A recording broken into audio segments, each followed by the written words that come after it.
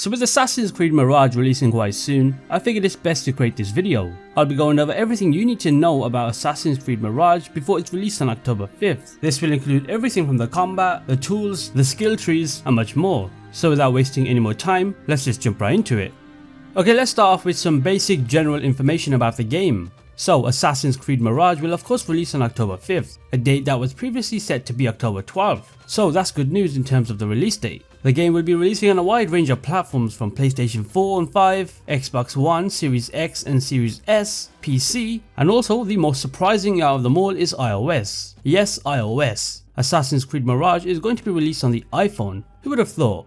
For PC gamers, the official requirements in terms of what specs you should have is released. You can pause the video if you want to take a look at what's needed for the minimum, recommended, enthusiast and also ultra settings. According to Ubisoft Bordeaux's lead producer Fabian Salomon, Assassin's Creed Mirage is 20 to 23 hours long, with playtimes climbing up to 30 hours for completionists.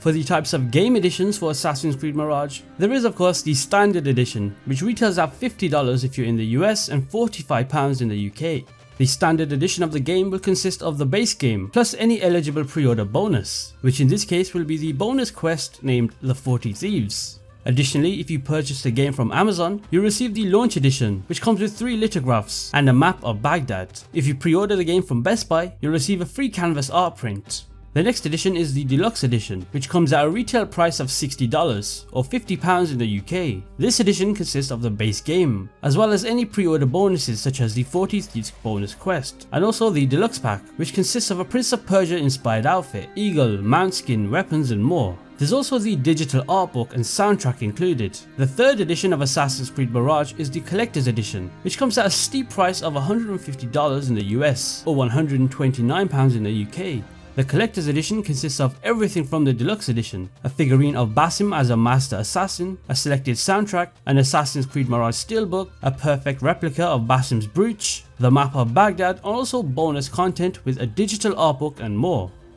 Okay, now that we've got the general basic information about Assassin's Creed Mirage out the way, let's talk a little on the story up to Mirage, as well as the protagonist that we're going to play as. And that is Basim ibn Ishaq. Oh, and spoiler warning for the end of Valhalla in 3, 2, 1. If you've played Assassin's Creed Valhalla, you'll definitely know who Basim is. He was a pivotal character during the events of that game. Basim was revealed to be the human reincarnation of the ezio god Loki, and after Basim realized his true nature as well as the imprisonment of his children at the hands of Odin, who is also a fellow ezio, Basim confronted Eivor, who was the reincarnation of Odin. However, Basim was ultimately defeated and trapped inside a machine known as the Grey. He stayed trapped there for centuries until the modern day came in 2020. We then witnessed Basim get freed by Layla Hassan, who unfortunately becomes stuck inside the computer. Basim then gets his hands on the Staff of Hermes, connects with Alethea's consciousness, and from here the modern day shifts to Basim, Rebecca and Sean, and the story of Assassin's Creed Valhalla ends there. However, Assassin's Creed Mirage will focus on Basim 20 years before those events in Valhalla. Basim was born in the city of Samarra, and he lost his mother when he was just a young child, which forced him to grow up on the streets of Baghdad. We'll witness Basim's journey from just a young street thief to becoming a fully fledged master assassin. Narrative director Sarah Bewley stated that the game will follow the transformation of Basim that goes through a conflicted destiny. We'll also get to delve into Basim's journey into the Hidden Ones and witness his journey going through each rank.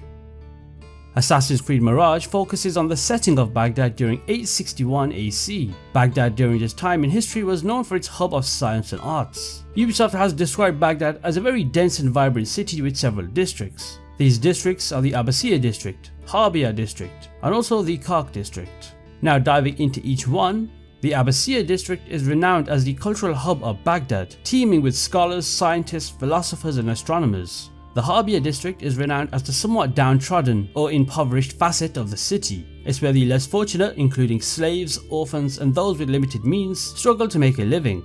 The Kark district is renowned as the most bustling and densely populated district. It serves as an industrial hub, packed with markets and a ton of NPCs. Assassin's Creed Mirage also invites you to visit Alamut, which is the fortress of the Hidden Ones. However, you'll quickly realize that Alamut is under construction during this time period. Exploring inside Alamut Castle is off limits in this game. We'll witness how the Brotherhood, known as the Assassins in that era, conducted its operations. Alamut serves as the training grounds, where we as a young street thief transform into a fully fledged assassin. The training regimen consists of combat drills, climbing exercises, and even witnessing Basim take his very first leap of faith.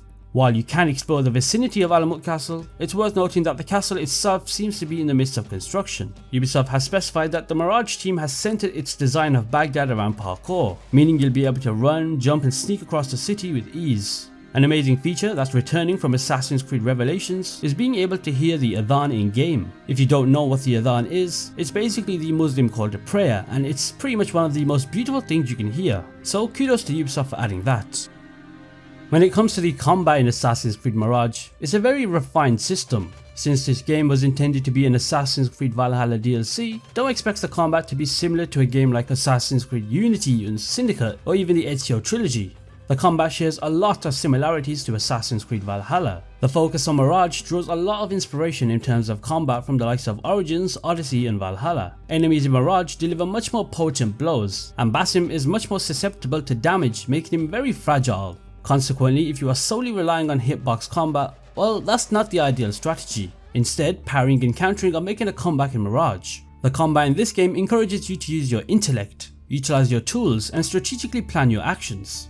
While certain familiar elements such as health bars, dodging and counters remain, others have been removed, such as damage numbers, a change that thankfully enhances the experience. Oh, and also there's the removal of level gating. Initially, this might appear to go back to the simpler and easier combat style found in earlier Assassin's Creed games. However, Mirage's combat has undergone significant refinement, resulting in a much more enjoyable system. Enemies will rapidly and simultaneously launch attacks at you, causing considerable amounts of damage. It does become challenging to dodge or even parry every single incoming attack from various directions, as it would all occur quite rapidly. Simply charging into a fight guns blazing is less effective, as you can easily become overwhelmed by multiple guards at the same time.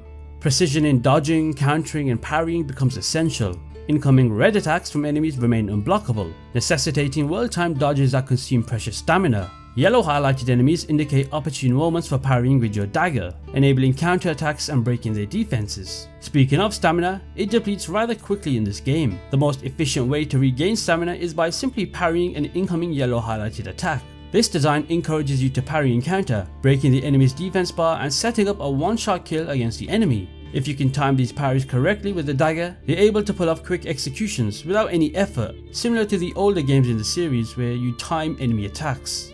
In terms of how the controls work for combat, it's undergone some adjustments when compared to the previous game being Valhalla. The most notable change is the introduction of a dedicated button for opening the tools wheel, which is now assigned to the right back trigger, which is R2 or RT on the controller. In terms of light and heavy attacking, it's actually using the same button, which is R1 or RB. Tapping this button results in a light attack, however holding the button will result in Basim producing a heavy attack. When it comes to the kill animations, some parts are very similar to Valhalla, whilst there are some new animations at the same time.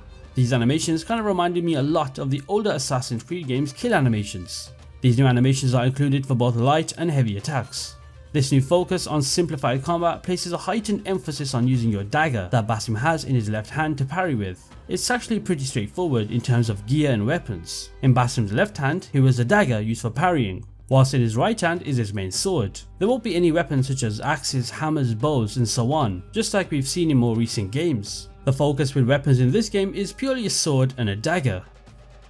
When it comes to the inventory system in Assassin's Creed Mirage, it's designed with simplicity in mind. Unlike RPG games in the series, the layout and design of the inventory align more with our familiar expectations. At the top, we found both the outfits and costumes. The outfit selection within the inventory corresponds to your armor set, granting you unique perks much like in Valhalla. To upgrade your outfit set, you'll need resources and materials, and you can take it to tailors that are situated around Baghdad for upgrades. To progress your outfit, you'll need to locate specific schematics associated with that outfit, which allows it to level up. These schematics can be discovered by exploring chests in the game's world, completing side quests, or within your assassin bureau. On the other hand, costumes differ from outfits. Costumes pertain to appearance-based robes that entirely alter your character's visual appearance. Think of it similar to Assassin's Creed Origins, where you could equip various outfits that did not affect your abilities, your stats, or your perks, but completely just transformed your character's appearance.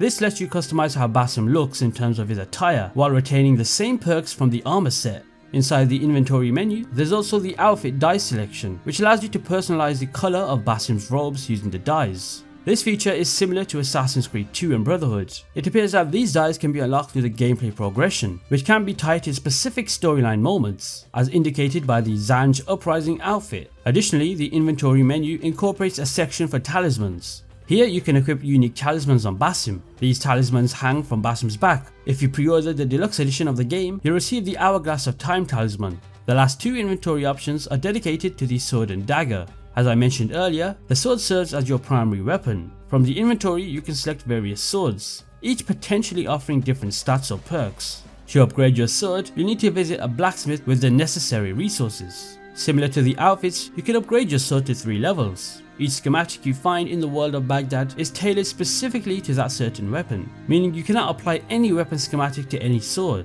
The dagger operates in a manner identical to the sword, allowing you to choose from any dagger option, and also upgrade them up to 3 levels.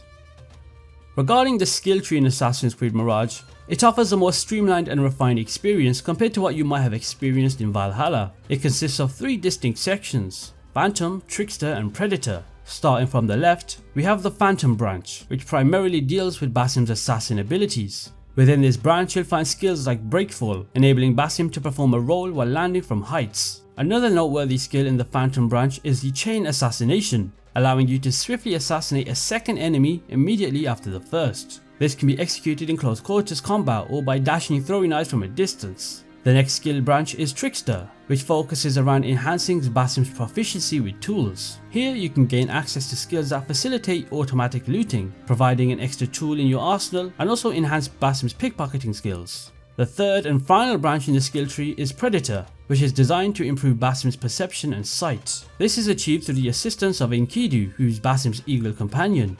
You can increase Enkidu's perception, which in turn unlocks additional opportunities when viewing the world through Enkidu's eyes. Notably, the developers have included a feature that allows you to reset all your acquired skills. So if you wish to experiment with new abilities while discarding old ones, this option is at your disposal. I feel like I should talk about the assassin focus ability, as it's a very main talking point in this game. While it can be used effectively for teleportation and assassinations, it's also pretty versatile for map traversal. This clip from JoeRaptor perfectly shows that. This optional ability offers interesting ways to move around the game's world, even if your intent isn't to assassinate enemies. It's worth noting that using the assassin focus ability is entirely up to you, and it does not impact gameplay in any significant way.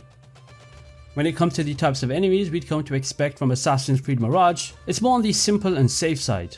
It does a great job making the combat feel fresh at all times and not repetitive. The basic enemies we'd expect to see would be regular guards such as swordsmen, spearmen and archers. Both the swordsmen and spearmen will act as expected. However, when it comes to the archers, they have the ability to shoot down your eagle Enkidu and temporarily disable the ability to use him. This would require you to take down the archer to be able to use Enkidu again. There's also the large brute type of enemy that, although will be a challenge to fight, can still be one-shot assassinated, which is a great thing as previous Assassin's Creed RPG games were level gated in terms of how you'd approach enemies. Another enemy that's quite unique is the elite bounty hunters, and they would come after you if your notoriety was at max level. I'll talk more about notoriety later in this video. Also, some of the footage you're seeing on screen was captured by Andy Reloads, who's an incredible YouTuber. Check him out if you haven't. Anyway, these bounty hunter enemies that are sent after you are quite difficult to take down and mimic your fighting style. They can even heal themselves with potions. It kind of reminds me of Elden Ring when you're fighting yourself using the mimic summon. Another enemy type that's unique to Assassin's Creed Mirage is the flamethrower enemy or the fire wielding guards. These big guys with fire deal quite considerable amounts of damage to Basim and will require you to be agile and not get hit with the flames. Now let's talk about parkour in this game. After all, it is an Assassin's Creed game and parkour is a main focus. Parkour in this game is very ideal for the setting of Baghdad. When you explore and navigate the city as Basim, parkour takes center stage due to the urban density. Basim, as we all know, possesses remarkable agility and speed, making free running through the city and scaling buildings a breeze. The responsiveness and agility of his movements, including sprinting, rolling, jumping and general traversal, are all pretty smooth. The cityscape of Baghdad has been perfectly designed to cater to parkour players, offering a multitude of routes and pathways to create exciting parkour routes. The parkour animations in Assassin's Creed Mirage are almost similar to Assassin's Creed Unity. However, in my assessment, Mirage aligns more closely with the basic control scheme that was introduced in Origins. The animations for action such as pole vaulting and corner swings all seamlessly blend together, providing a highly satisfying experience. Nonetheless, it's worth noting that it's not without its occasional hiccups. There may be instances where you intend to leap to a specific platform, but the game just sends Basim off the building. The parkour in this game does not essentially return to its roots, but you can see Ubisoft's attempt at implementing this. Now in terms of stealth for Assassin's Creed Mirage, it definitely places a strong emphasis on it. The stealth in Assassin's Creed Mirage is not at all like the previous RPG games that we've experienced. Instead, Ubisoft seems to have put a considerable amount of effort into improving the stealth experience. The AI detection system, which was completely terrible in Assassin's Creed Valhalla, has seen substantial enhancements. You see, in Valhalla, even a brief moment of exposure would result in immediate detection and high notoriety. In Assassin's Creed Mirage, this issue appears to have been addressed, offering a more forgiving and realistic stealth experience. Mirage places a heavy emphasis on stealth, and engaging multiple opponents carries a significant level of risk. Despite Basim's incredible combat abilities, it's often best to avoid direct frontal confrontation. When it comes to social stealth, Assassin's Creed Mirage has significantly improved upon the mechanics seen in recent entries. Moving through crowds feels seamless and natural, to the point where you might almost forget it's something you're actively doing. This level of refinement in social stealth is a reassuring sign of the game's development quality. The usage of tools were expanded upon compared to what we've previously seen, and these tools all help out in stealth massively. I'll talk more on the tools in just a short moment. Assassin's Creed Mirage also offers different types of stealth assassinations, including bench, haystack and cover assassinations. However, the bench assassination animation felt somewhat slow in execution, while the haystack and cover assassinations worked quite well. Now, as I mentioned in the stealth section, the tools in Assassin's Creed Mirage are expanded upon to what we've previously seen in recent entries. In Assassin's Creed Mirage, Basim will rely quite heavily on his tools. These tools provide distractions, enable silent assassinations, and even offer range attack options. Fortunately, we have a great understanding of the tools that will be at Basim's disposal in Mirage. From the top, we have the torch, which is pretty self-explanatory. There's a blow dart, which acts as a silent projectile that can instantly incapacitate targets, making it invaluable for silent takedowns or long-range attacks. The blow dart tool can even be upgraded to apply poison or induce a fit of rage. The smoke bomb makes a return as a tool which, instead of a white smoke, deploys red smoke. This smoke can serve both defensive and offensive purposes, covering your tracks or confusing your enemies. The throwing knife is a versatile and well-balanced tool that allows for accurate long-distance eliminations. It's also visually striking and can also be upgraded with better materials for added lethality. The noisemaker is a simple yet incredibly useful tool, allowing you to draw enemies to a chosen location, diverting their attention away from you. It's even possible to modify it into a lethal weapon. And then there's the last tool, which is a trap. This acts as a small proximity explosive that, while it's not initially lethal, it can be upgraded to release poisonous gas, eliminating all enemies within its radius. This marks the first appearance of placeable traps in the Assassin's Creed series. Every tool mentioned is able to be upgraded through your Assassin Bureau. Let's talk about Notoriety in Assassin's Creed Mirage. This is a nice feature that's added that definitely changes how you approach combat and provides a very distinct flavour to the game. The more trouble that you stir up in the city of Baghdad, the more enemies the game will throw your way. The smallest actions in Assassin's Creed Mirage can incrementally fill up your notoriety meter. These actions involve attacking enemies, failing to pickpocket someone, or just engaging in unlawful activities in general. Each of these activities contributes to the notoriety meter's progression. There's essentially 3 notoriety levels to consider. The first level involves NPCs noticing and reporting your suspicious activities. The second notoriety level involves archers becoming more prevalent throughout the world, and you'll find their numbers increasing in response to your rising notoriety. You might find them perched on rooftops, patrolling walls or surveying the area. While their presence can be somewhat overwhelming at times, it does provide you with more enemies to kill. And then there's the third level. The game introduces a unique twist. It deploys elite guards of Baghdad to hunt you down. These beefy and powerful fighters emulate Basim's combat style and attacks, rendering them challenging to defeat. And what's more, they possess the ability to heal themselves with potions. Eliminating these elite guards is one way to lower your notoriety. However, there is alternative methods to reduce your notoriety, such as bribery or removing wanted posters that are scattered throughout the city. This multifaceted notoriety system makes the game a lot more fun, and in some aspects recaptures the essence of that classic Assassin's Creed experience that holds a special place in the hearts of many fans.